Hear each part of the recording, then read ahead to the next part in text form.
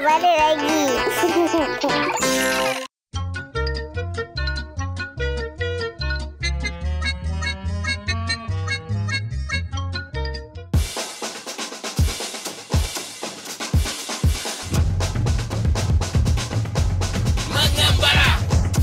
Okey, adik-adik, sekarang Uncle nak demonstrate macam mana nak pukul bola golf ni.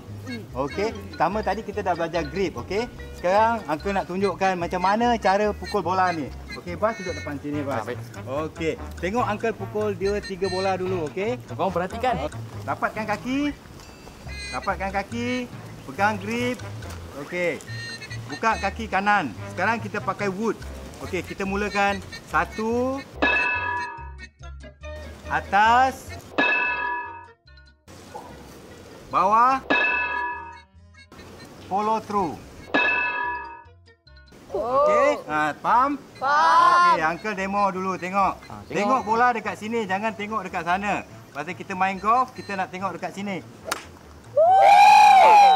Okey, lagi sekali bola ni membahaya.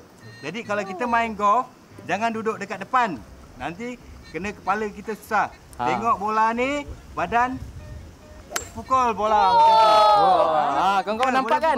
Nampak. Okey. Okey, jadi kita nampak. Okey, adik-adik faham macam mana cara dia? Dah faham. Okey. Jadi kita boleh cubalah ni. Boleh, kita boleh cuba. Ambil bahagian masing-masing. Okey, cacatkan tee dulu. Cacatkan tee. Okey, sekarang kita nak taruh bola dekat tee tu. Kawan-kawan nanti dulu. Bas kat ni, okey. Okey, apa nak cuba juga satu? Bukan, Uncle Bahari. Sebenarnya masa untuk kantun seterusnya dah sampai. Tak apa. Lepas ni kita boleh cuba sama-sama semua ya. Boleh. Jadi kawan-kawan, jom sama-sama kita saksikan kantun seterusnya. Saksikan kawan-kawan. Kita